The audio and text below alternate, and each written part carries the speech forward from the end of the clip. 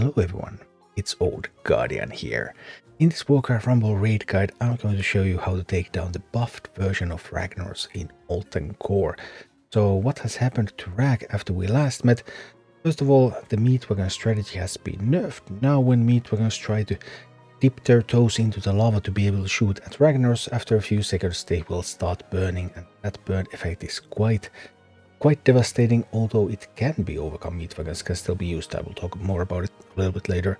And the second thing is that every time there's a phase transition, Ragnaros is going to be immune for a few seconds, so 5 seconds in particular, and that mostly affects the last phase transition. When you're trying to just burn Ragnaros down, then Ragnaros is going to be almost immune for 5 seconds. It's 90% damage reduction, so that's going to hurt.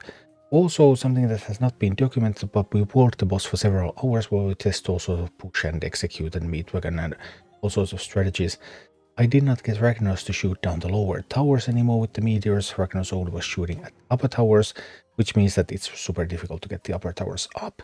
And also, it's not quite as easy to enter into this kind of tower limbo with Sneed, for example, where you just keep getting gold. So multiple buffs, some documented, some not, for Ragnaros, making Ragnaros the most difficult boss in Molten Core. Ragnaros' army consists of Dark Eye Miners, Firehammers, Flamewakers, Living Bomb, Molten Giants, Pyromancers, then Sons of Flame that are summoned as a map mechanic, and a bunch of Core Hounds that come out on a timer. The main Ragnaros mechanic are these lava waves that come down through the entire lane and taking all the towers and destroying all of your minis. And these happen whenever Ragnaros takes a tower. If Ragnaros takes a tower on the left, he's going to send a lava wave down the right. If he takes a tower on the right, he's going to send a lava wave down left. So if you have towers on both sides and you lose one, and then there's going to be a lava wave and it's going to hit a tower on the other side, so you lose that, and then there's going to be a lava wave on the other side. So it's very, very important to only take towers on one side against Ragnaros. Do note that flyers are not hit by lava waves, they travel on the ground, so flyers are immune. Fight starts with a pre-phase. Ragnaros is submerged and Majordomo Executus is at the top of the map. Majordomo Executus is very fragile. Majordomo can be taken down with Unbounds, with Blizzard. Execute also works. You can also just push all the way to Executus, but that takes quite a lot of time. The Executus does have a rather devastating attack, so it's not easy to push with minis, even though Executus is very, very fragile. When the Executus dies, Ragnaros appears, and Ragnaros takes back all the towers. All the towers are being shot at. Any mini that's in the immediate vicinity of the tower is going to be destroyed. So you want to phase it so that you're ready. Your minis are on the way, but not quite too close to the towers, but they will immediately start the retake process. The first main phase of the fight is quite simple. Ragnaros is just going to stand there and play his minis, and he is occasionally going to throw some meteors at your towers. However, now that we played the buffed version of Ragnaros, over several hours we could not get Ragnaros to throw a meteor at the lower towers, which he used to do, only at the upper towers. And Ragnaros is going to throw so many meteors at the upper towers that it's actually impossible to take the upper towers much of the time. At the end of the first phase, Ragnaros is going to submerge and summon 4 Sons of Flame, 2 on each side, that will start making their way towards your base. Then we enter main phase 2. Ragnaros remains submerged while the Sons of Flame attack. As soon as you kill all the suns, Ragnaros is going to emerge back, and when Ragnaros emerges back, Ragnaros again shoots and takes back all the towers. The Sons of Flame are vulnerable to siege damage, so things like Gargoyle, Meat Wagon are excellent at killing them. The Suns also have a pretty long way to go and they're quite slow, so you have flexibility in choosing where to fight them. Typically, let's say you're pushing up the right side, you can fight those or further on in the right. And then on the other side that you're not pushing and you don't want to take the towers, you want to wait until the suns are quite close to your base, typically a little bit below the lava lakes. And then you can start fighting them there within the sight of your base, but not letting the suns actually reach your base. After all the suns are dead, the fight continues like in the previous phase. There's the hit that takes back all the towers, you want to have a retake, and then you want to start pushing Ragnaros again. And there is one more phase in the fight. At the start of the last phase, the main phase 3, Ragnaros is going to summon more Sons of Flame, including 1 between your base and the chest this time, and then 2 on each side, so 5 Sons of Flame. And if you kill all of those Sons of Flame, Ragnaros is going to summon another set. So Sons of Flame are now infinite. And Ragnaros does not submerge now. Ragnaros also will start casting Meteor on your main base. So your main base is going to start taking inevitable damage. Suns are coming, and if you kill all the suns, even more suns are coming. If you have Whelpex on Ragnaros at the phase change, the Whelpex will pop up and they will get some free attacks while the phase change animation is ongoing. Note that Ragnaros has that 5 seconds of 90% damage reduction, but Whelpex can still deal some damage right at the start of the phase. These are the teams Turtle and I used to take down the buffed Ragnaros. We actually still went with a Meatwagon strategy, although Meatwagon strategy has been nerfed quite a bit.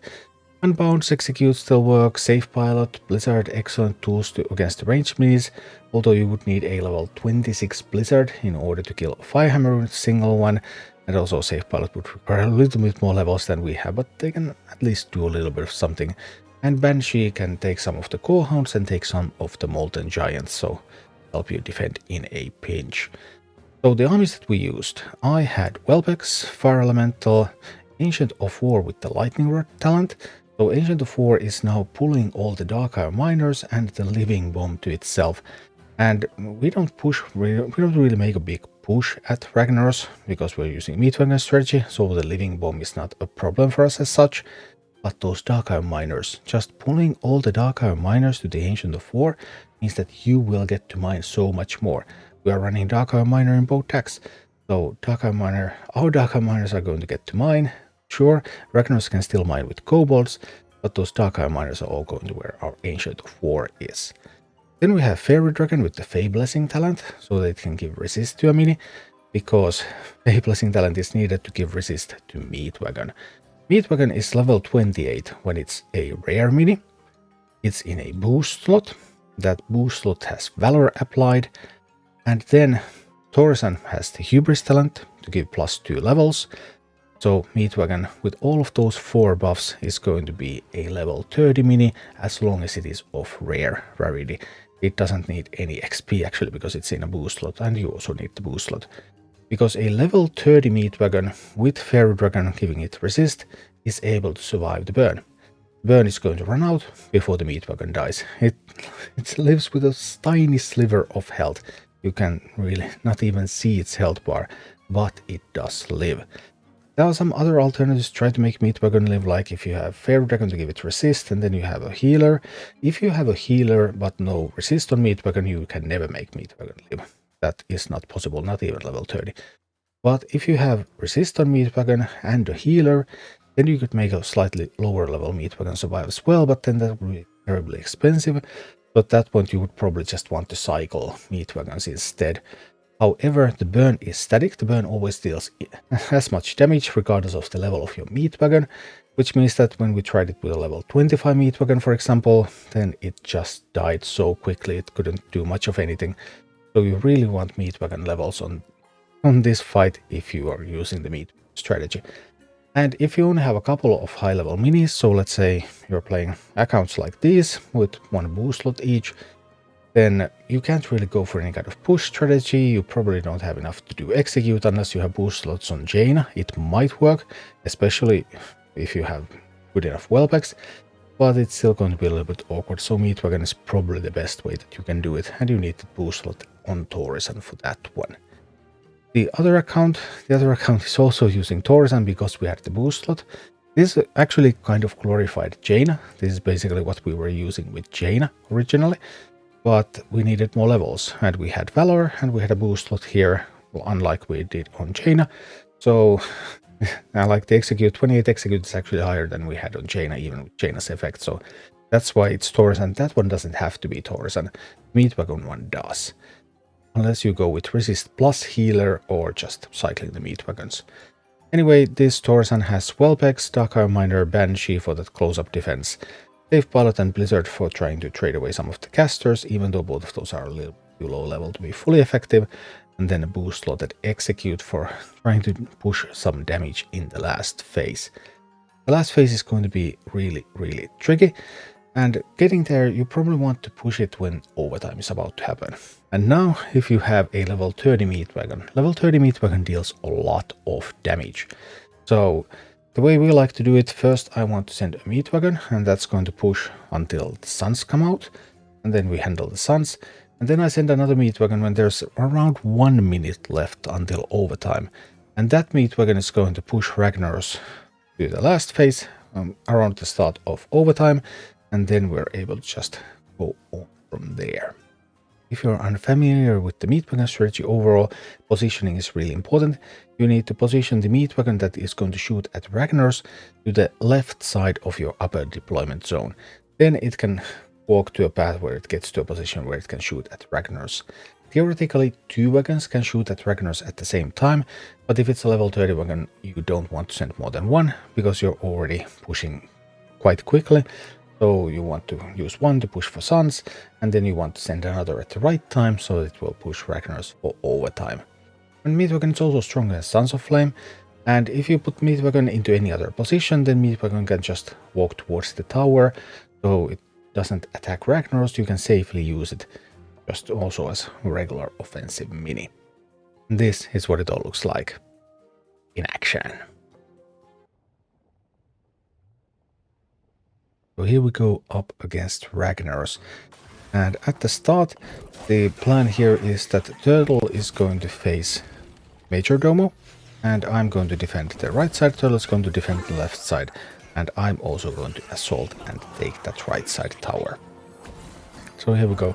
This actually was one of the more difficult openers because I have the Pyromancer coming on my side in addition to the Flame Wakers, so that was quite awkward. But it all worked out quite well actually in the end.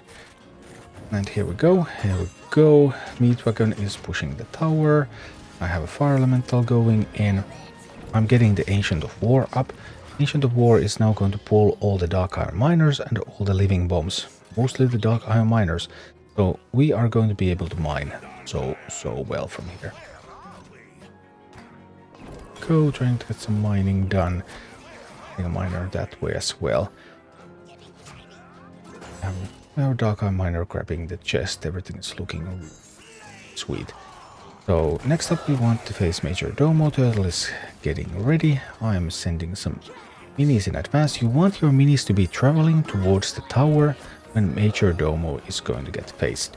So when Major Domo dies, Ragnaros is going to appear.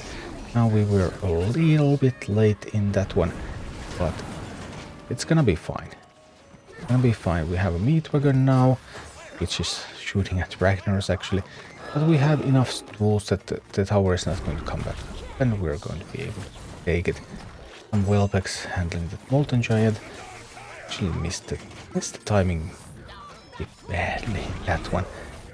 Not our best pull at the start, but we can make up for it later.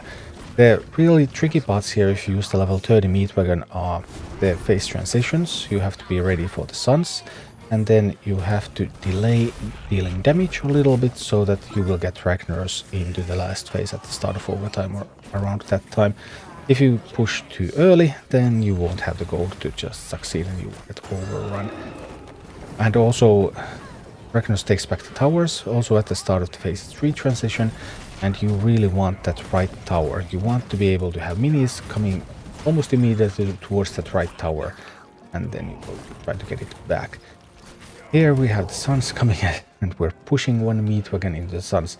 So our suns defense here is mainly fire elemental and meat wagons. Fire elemental is going to tank the suns, and meat wagons are going to damage.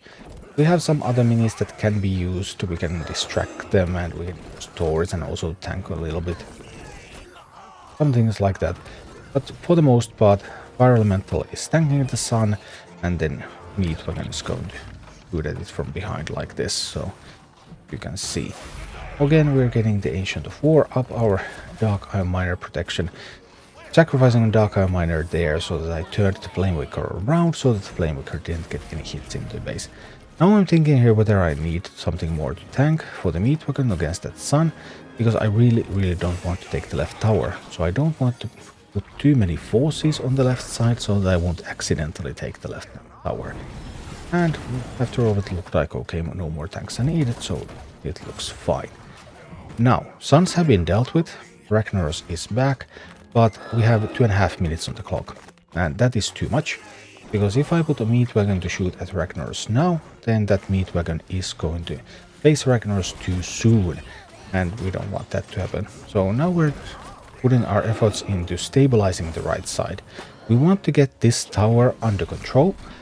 Ideally, we would even get the top tower, so that we would have even more leeway, but just getting the bottom tower is something, so we're definitely fighting for these towers now. And also trying to remember to get the chest in the middle whenever it comes up, so that we wouldn't give that up. The Torsen is taking the chest, and also setting up the Ancient of War whenever an Ancient of War dies, so that we have that lightning rod pulling all the Dark Eye miners, which will give us more opportunities to mine. Yeah, here we are, just biding our time, trying to stabilize, trying to get our position into good order, keeping that rightmost tower, keeping good distance between all Ragnaros' minis before you get the final phase change. That is super important. Because if you are like fighting for the tower and you lose the tower right before the final phase, and then it's super easy to be overwhelmed. Now things are going pretty well. We have going, we have the top tower. We can't actually get the top tower built probably, but we have it now. Around a minute left, and I'm sending the meat wagon. I'm making the meat wagon resistant. Now we would need to just, the meat wagon can't take any damage. If it takes a single point of damage pretty much, then it's already going to go down, because the lava is going to kill it. Meat wagon is unharmed, and meat wagon gets to go and shoot at Ragnaros, trying to prevent some mining, but that one failed rather miserably. We're still going to kill the core hound though. Okay, we're a little bit behind schedule here, but that's gonna be fine. We still have the damage, I believe. Meat wagon is shooting at Ragnaros. The perfect phase would be, well, just about now. At the very start of overtime, at 0:00, be a great time to face Ragnaros. We're a little behind that, but 2 minutes is still enough. I guess 1 minute can do. Maybe even less. Anyway, we're defending. We're trying to get a good defense going on the right side. So the tower now, I have the fire elemental heading to the right. We're facing Ragnaros, and I have the fire elemental immediately ready for the retake. And the meat wagon keeps shooting at Ragnaros. And I have another fire elemental that's going to be ready to tank the sun that will spawn. So in the mid, I need fire elemental and I need meat wagon so that I can get rid of that sun. Then I need to start defending both sides. And on the right, another fire elemental is doing a lot of tanking, and that gives the meat wagon such great opportunity to keep shooting at Ragnaros. If I didn't have that fire elemental there, the meat wagon would already be dead. We could do some things with wellpecks and with executes, but this time I spent all of my focus on protecting that meat wagon instead of trying to wellpeck Ragnaros, even though Turtle of course spent other resources, and lo and behold, Ragnaros goes down. Thank you for watching. Click like and subscribe if you enjoyed this, and a special thanks to all of my Patreon supporters, YouTube members and Twitch subscribers who make all of these videos possible.